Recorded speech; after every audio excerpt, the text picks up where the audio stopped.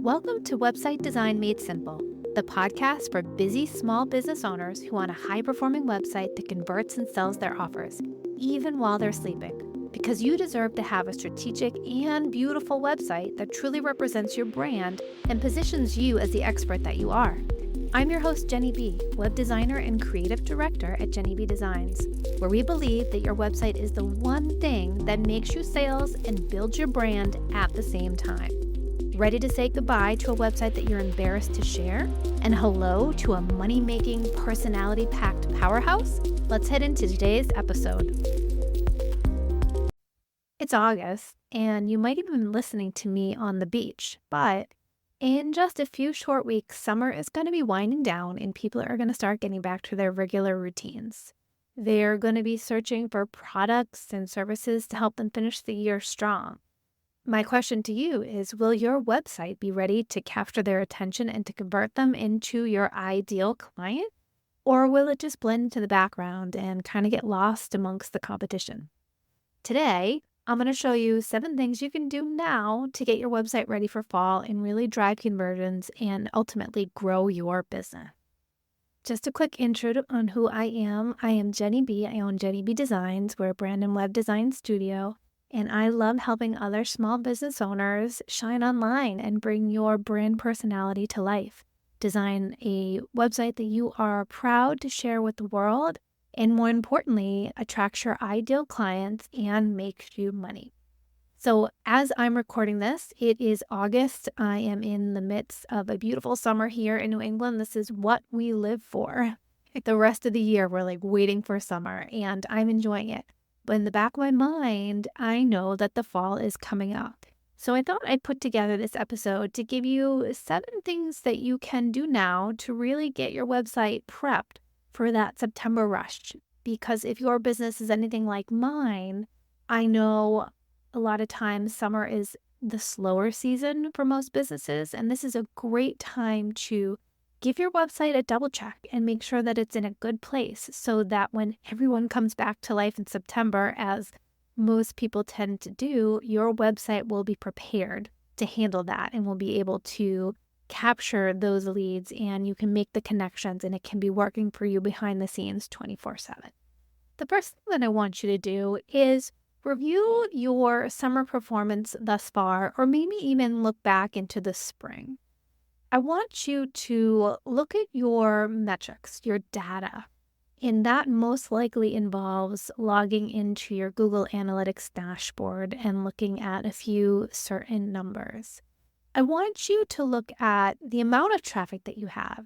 Perhaps you can look at what you had coming through in the spring and then just take a peek at what you've had in the summer.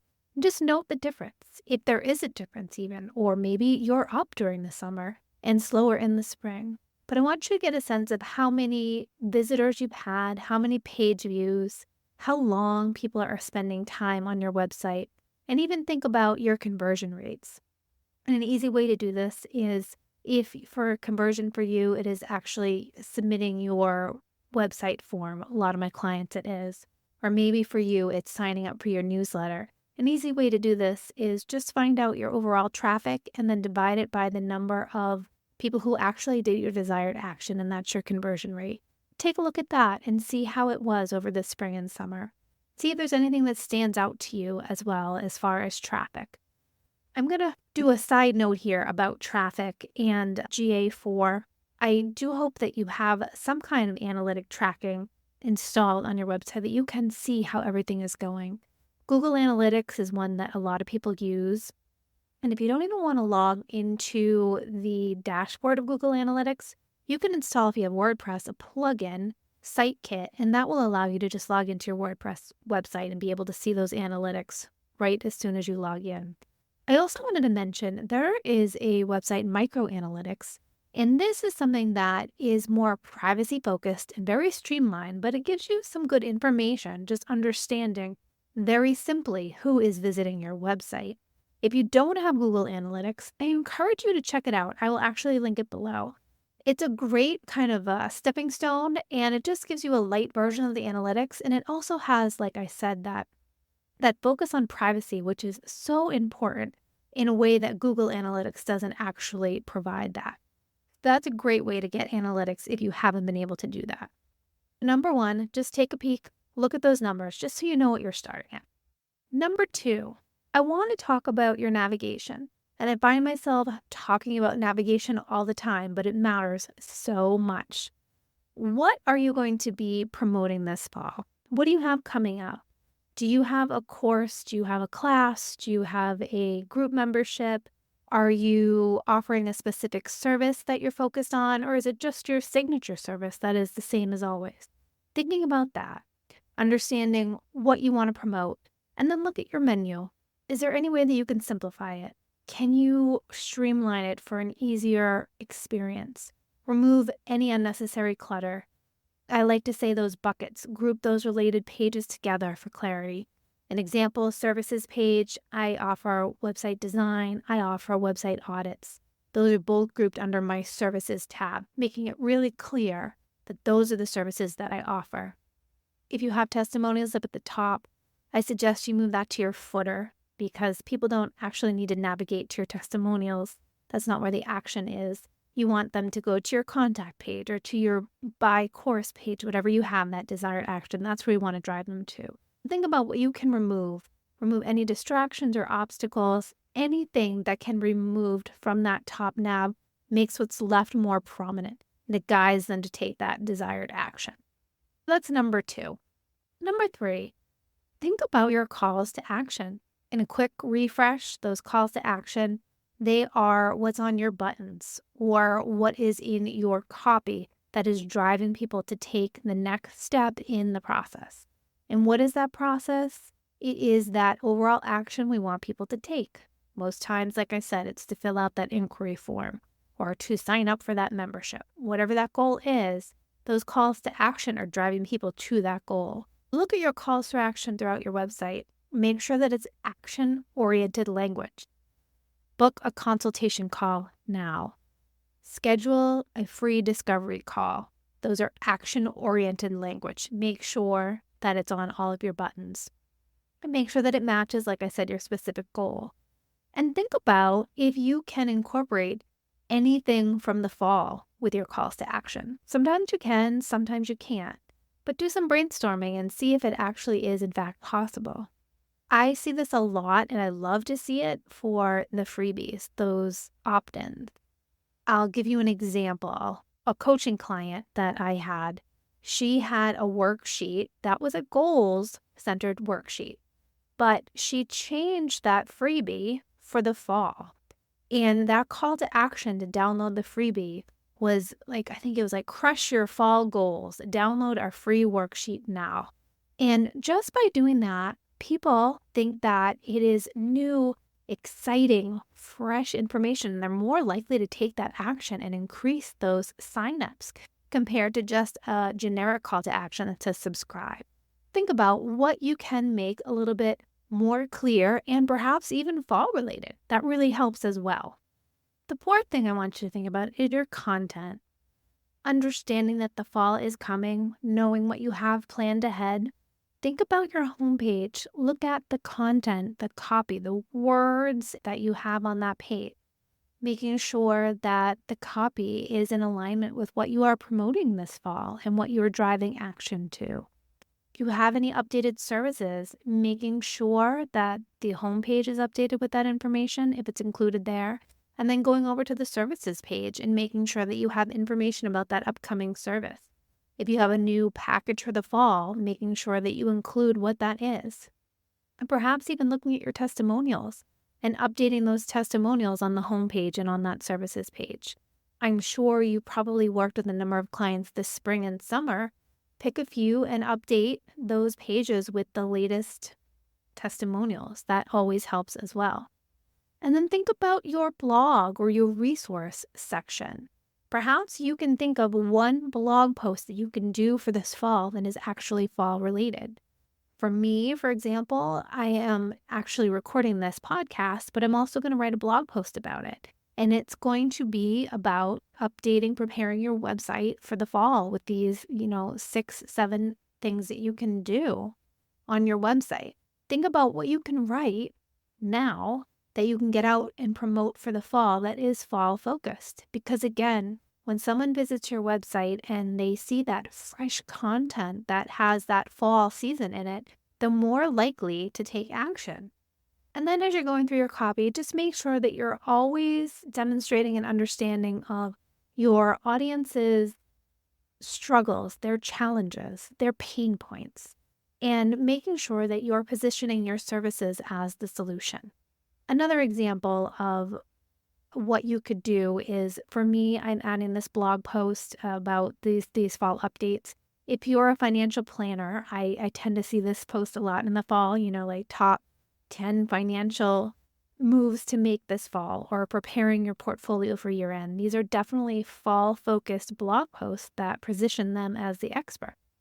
So think about how you can incorporate the fall into your copy in both your website, the main pages, as well as the blog. The fifth thing is doing a quick visual refresh. Just look at your website and making sure that your imagery is in alignment with what you want to have as your appearance this fall, how you want to show up as your business. Have you had any new headshots or branding shoot taken? Or even, have you had any photos of you that could be included in your website? That may not necessarily be a brand photo, but it could be you captured out in the wild or somewhere that would actually make sense on your website. What could you update? Is there anything that you can add to your website? As well, is there anything that you can add that is fall themed as a visual? Just go through your website, just take a peek, making sure that everything is reflected how you want it to be. The sixth thing is, and this is really important, ensuring that your website has the functionality that it needs. You need to make sure that your website is functioning seamlessly throughout the fall season. And by functioning, I mean working, just working in the back end. This is not about the design, the look and feel, the words, anything like that. It's just about how it functions and that it is working properly. And the most important piece of this is double checking that form, that contact form, that it is working properly. A lot of people on WordPress have been experiencing issues with their contact form. In, I believe, March, there started to be some changes with the way emails are delivered with Gmail and other email providers, and they're putting more protection on trying to stop all the needless spam. But in doing so, it is making emails harder to be delivered to your inbox, which is a good thing and a bad thing. It's a good thing because you're not getting all that spam, but it's tricky for website owners because in order to get a contact form submission when they're not using a CRM, so let's break that down. When you aren't using something like a Honeybook or a Dubsado or a Pipedrive, when you're not using that in your website, but you're actually just using a contact form natively in your website, there are some additional steps that need to take place in order to make sure that contact form is going to go through. I encourage you to go to your website and check that contact form and make sure that you still are receiving submissions from this. I actually tell my clients to do this once a month. Check it as frequently as possible. Or if you are getting a lot of inquiries and they stop, just give it a quick check and making sure that everything is set up properly. Most of the times, in order to have efficient delivery, you do have to have some extra settings in place to ensure that the delivery is going to get to that email. If you do something today, take one thing away from today's podcast episode, go check your contact form.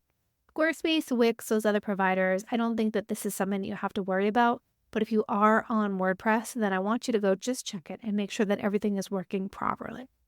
The other thing that you can check is those broken links. If you have any broken links throughout your website, you can run your website through brokenlinkcheck.com and it will just tell you the links that are broken throughout your website and take a peek.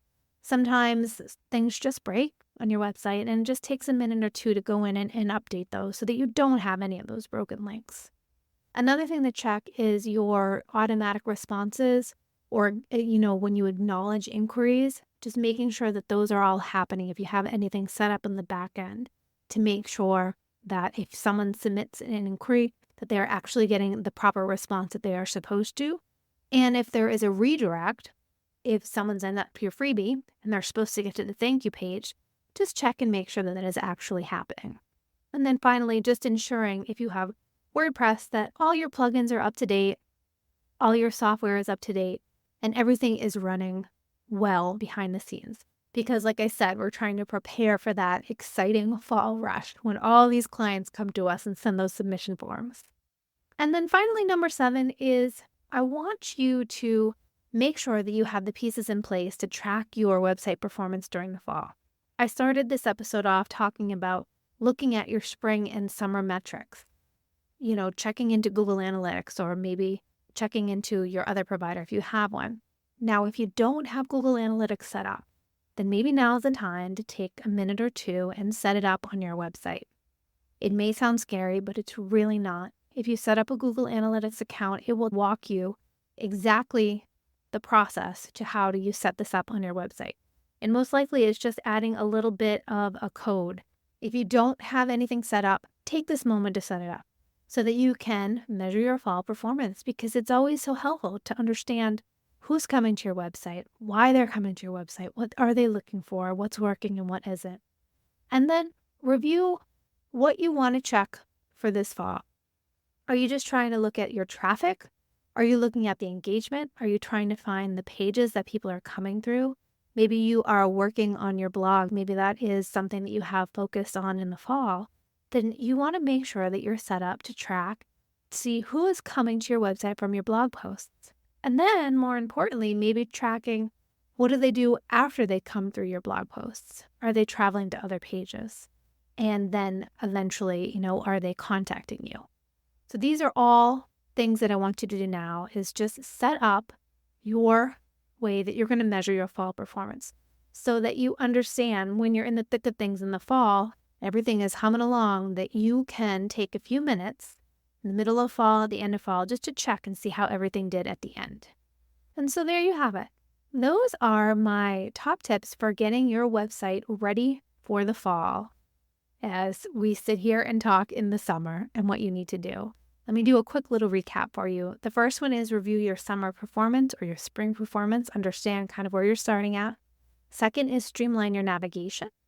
Third is think about your calls to action, making them compelling. Fourth is updating that content for the fall, thinking about ways that you can incorporate the fall into everything that you do. Fifth is looking at those visuals, maybe doing a little quick refresh. 6 is ensuring that everything functions seamlessly. And 7 is just understanding what you're going to measure for the fall and knowing what you will consider to be a win and what will not. I think it's always important to set those goals so that when you are reviewing everything, you'll know, yes, I hit it, or no, I didn't. And then you can understand why it didn't work or why it did, and then keep going from there. And remember, I gave you a list of 7 things. If you can't do them all, don't do them all, but just pick a few that you can really sit down and focus on and make a few changes, because anything you could do now to prepare for that fall excitement and that fall busyness will help you in the long run. Thank you so much for listening. And if you have any questions, definitely reach out. I'd love to hear from you. You can find me on LinkedIn. It's down below. And I'd love to hear what you took away from this episode and maybe what you're implementing as we head into the fall season, which is coming so soon. All right. Thanks for listening. I'll talk to you next time. And that wraps up another episode of Website Design Made Simple. I hope you found the insights shared in this episode valuable and takes you one step closer to creating a website that attracts more of your ideal clients and builds your brand. If you enjoyed this episode, please take a minute to leave a review on Apple Podcasts or a rating on Spotify. Your review will help us reach more small business owners like you who are ready to make more money with their website. Thank you so much for listening, and I'll see you in the next episode.